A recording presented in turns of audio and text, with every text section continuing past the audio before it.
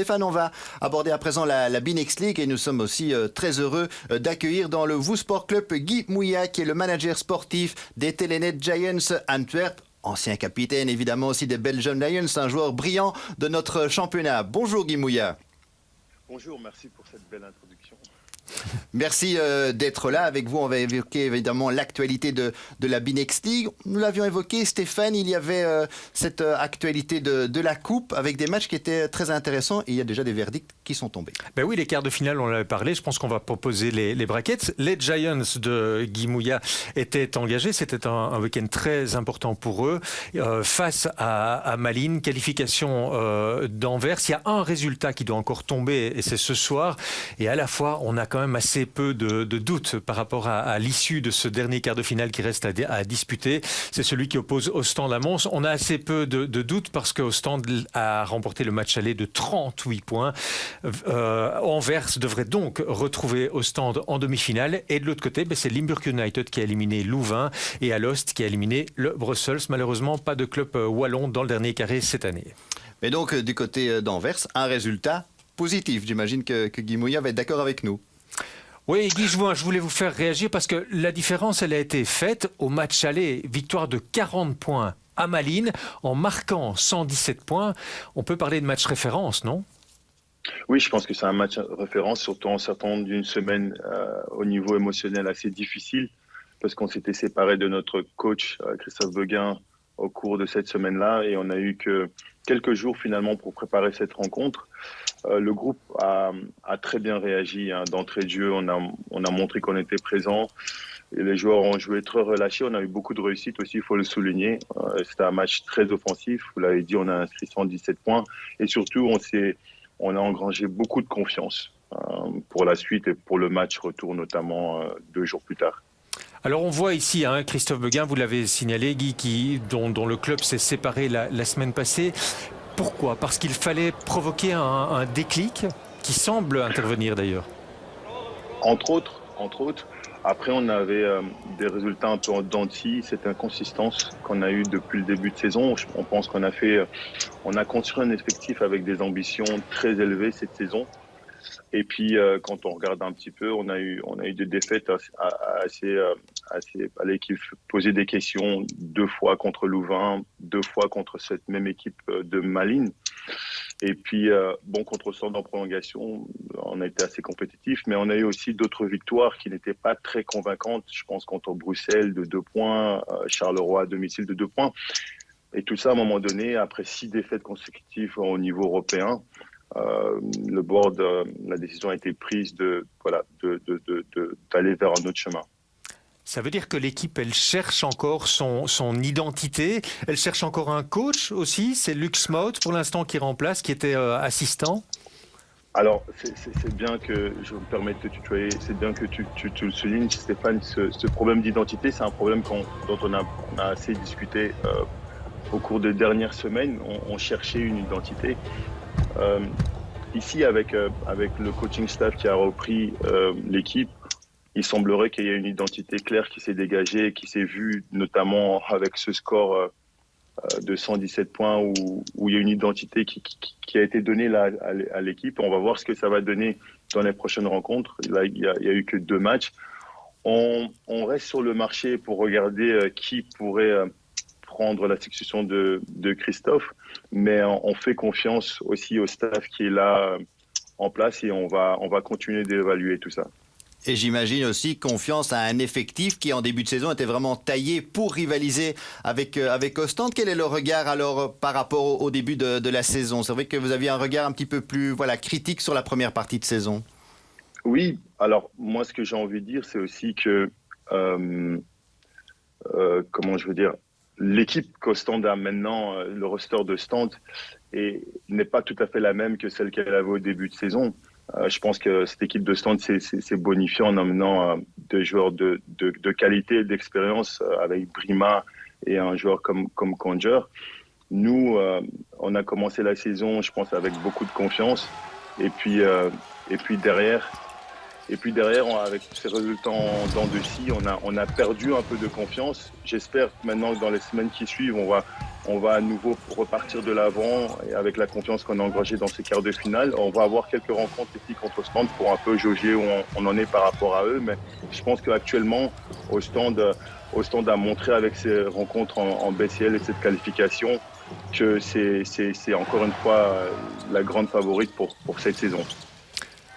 Alors, vous l'avez dit, hein, les ambitions d'Anvers sont élevées. Ça fait quelques années qu'elles sont élevées, avec toujours cet objectif, évidemment, de mettre fin à la suprématie ostendaise. Vous l'évoquez aussi, Ostende qui est toujours invaincu, qui paraît peut-être plus fort que jamais. Et Ostende que vous allez affronter maintenant à 3 reprises en 9 jours. Oui, ça va être du costaud. Ça va être du costaud. Comme on vient d'avoir ce changement qui s'est effectué la semaine passée. Donc, il y a des choses qui sont en train d'être mises en place ici par le nouveau coaching staff.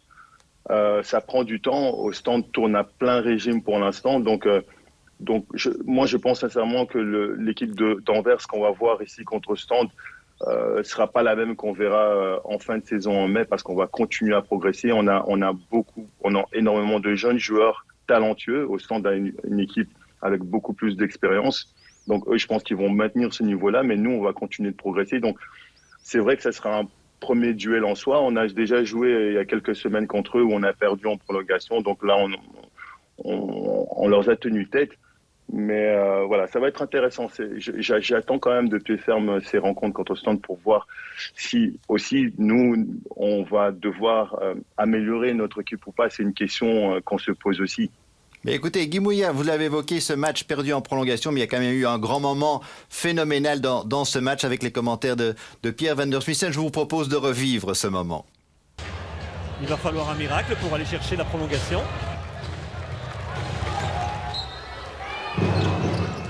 Alors, Dixon du milieu du terrain. ça par contre on laisse quand même shotter, c'est possible. Oh, il le met! Il le met! Et on a la prolongation!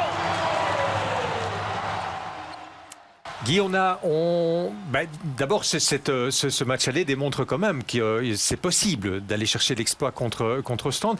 On a quand même toujours cette impression que ça reste aussi un duel entre un collectif et une somme d'individualité. Est-ce que vous partagez cette analyse et est-ce que c'est pas un peu le défi qui attend Anvers, c'est de maintenant avancer dans la construction, l'alchimie collective?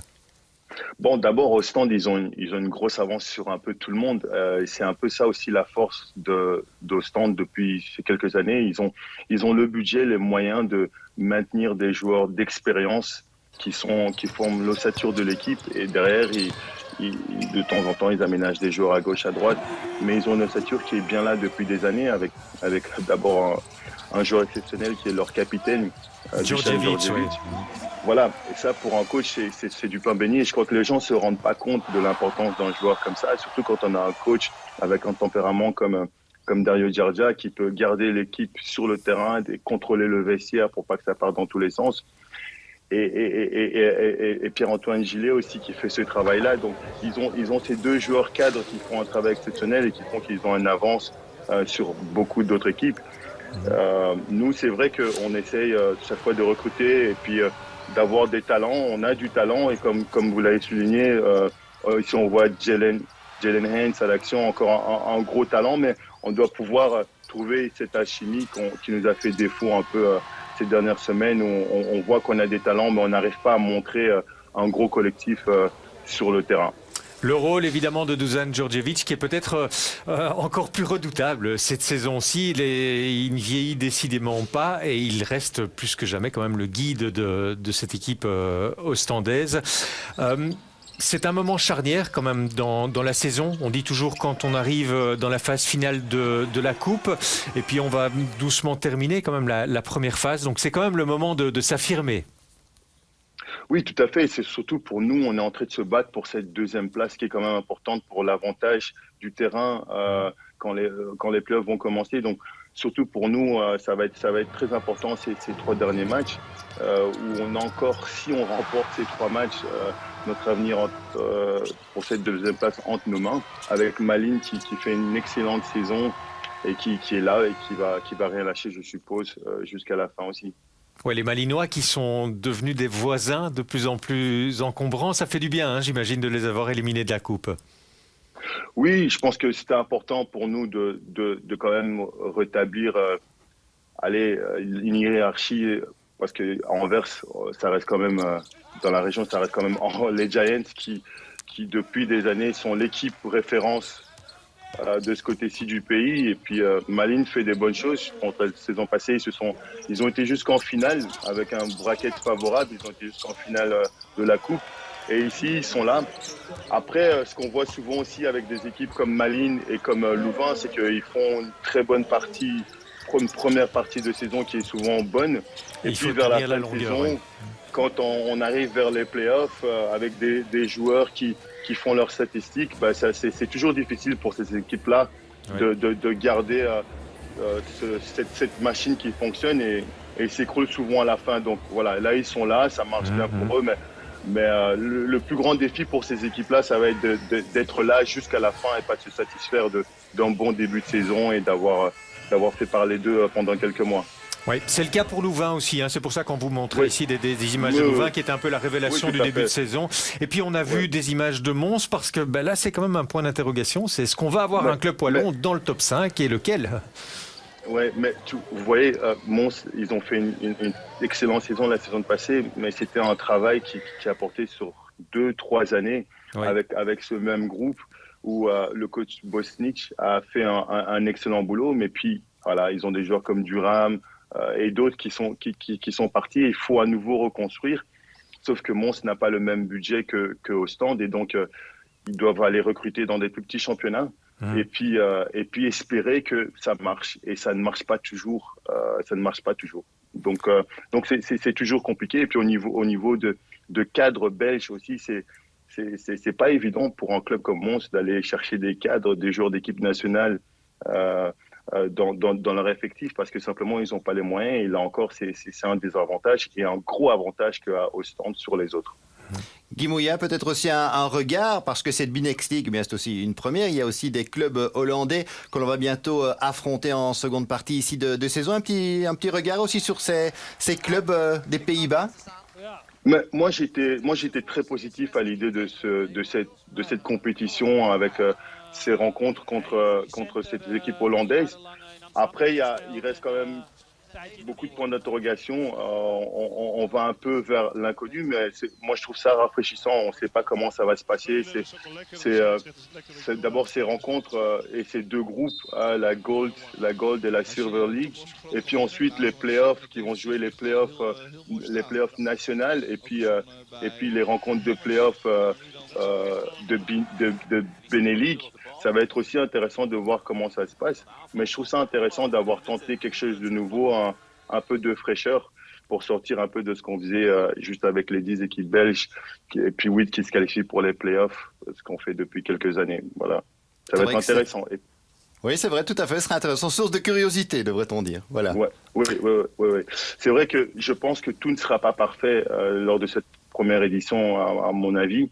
Après, il y a le Covid qui a rajouté encore un autre challenge. C'est pour beaucoup de personnes, hein, pour beaucoup d'organisations, mais pour la Benelux, ça a rajouté encore un plus gros challenge parce qu'ici, on doit terminer les phases nationales avant une certaine date. Ça a mis beaucoup de pression sur le report de matchs et retrouver des dates et des choses comme ça. C'est assez compliqué. Donc voilà, ça n'arrange pas tout. On va voir donc ce que ça va donner à la fin de saison.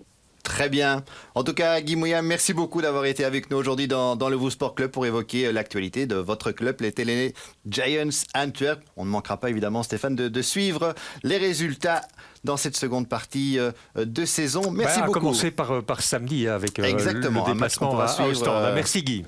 Un match qu'on pourra suivre sur l'antenne de Diversissez-vous. Merci beaucoup, Guy Mouya.